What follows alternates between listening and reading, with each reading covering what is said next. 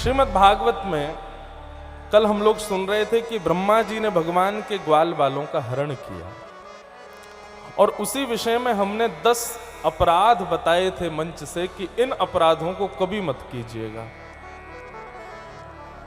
ठाकुर जी दंड दे दें ये अच्छा है, ठाकुर जी जीवन में संकट दे दें उससे काम चल जाएगा, लेकिन ठाकुर जी नाराज हो जाएं तो काम नहीं चलेगा। और एक बात आपको बहुत स्पष्ट रूप से कह दें, ठाकुर जी की नाराजगी का एक और लक्षण है कि आपके जीवन से संकट चले जाएंगे। बड़ी विडंबना वाली बात है, लेकिन ये वास्तविकता है। हम जब किसी से नाराज होते हैं तो हम उससे बात करना बंद कर देते हैं, फिर उसको कष्ट देना बंद कर देते हैं, उसको किसी भी प्रकार से उससे लड़ना झगड़ना बंद कर देते हैं।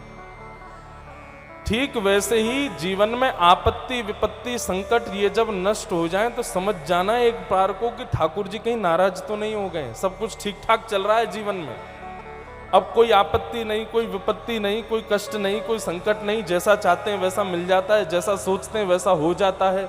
तो यह भी एक संकेत है कि ठाकुर जी कहीं ना कहीं नाराज हैं, क्योंकि ठाकुर जी की दृष्टि जब होती है ना, माता पिता बालक से प्रेम करते हैं तो बात बात पर रोकते हैं, बात बात पर टोकते हैं, बात बात पर उसको एक उसका दायरा बना देते हैं। तो ठाकुर जी जिससे प्रेम करते हैं ना, उसको रोकेंगे भी टोकेंगे भी, किसी ना किसी रूप में उसको कहीं ना कहीं कर्म में वो लगा रहे, उसके लिए थोड़ी थोड़ी पीड़ा देंगे। लेकिन ठाकुर जी यदि नाराज हो गए तो हो सकता है कि जीवन में सब सुख ही सुख हो जाए, पीड़ा आई नहीं रही है, संकट आई नहीं रहे हैं, सब ठीक चल रहा है, कुछ ही दिन रहेगा ऐसा। यह भी एक भगवत विमुखता का एक लक्षण है। स्वामी विवेकानंद कहते हैं, यदि हर दिन आपका बिना संकट विपत्तियों के निकल रहा है तो समझ जाओ आप कुछ कर ही नहीं रहे हो फिर। लेकिन हर दिन एक चुनौती का सामना कर रहे हो तो निश्चित आप जी रहे हो।